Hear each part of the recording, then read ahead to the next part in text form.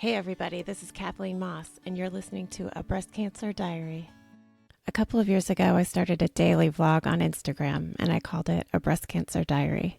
I had no idea that I would continue that vlog for a year and a half, every single day, sharing with the other women in my community all of the different struggles and decisions that I was facing and the ways that they were turning out. I loved the process of sharing my journey with other women that were going through the same thing. I didn't feel alone, and that was the most important thing. After a year of doing this daily vlog, I started sharing longer videos on YouTube, just talking about the lessons that I had learned and things that I had wished that I'd known about before facing them. Things that I did or my surgeons did that were presumptuous. Things that I would have loved to know about, like the fact that you could have lobular cancer hiding in your dense breast tissue and never know about it until it was grown into a very large lesion, which is pretty typical for lobular breast cancer survivors.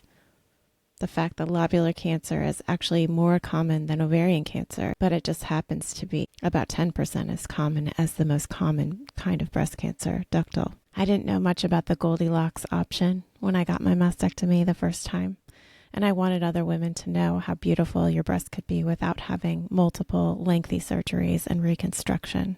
And I've built a following now as a result of these video channels.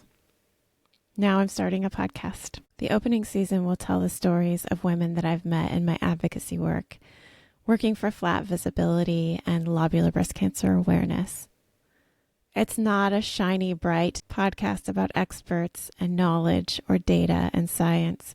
We're just going to be talking about the stories of common women and the decisions that they faced and the brave moments in their journeys. This first season will be people that I know pretty well.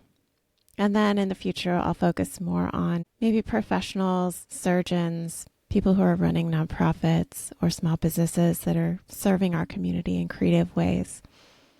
I really want to bring awareness to all the things that are being done that are innovative and the new technologies that are coming out now to serve us.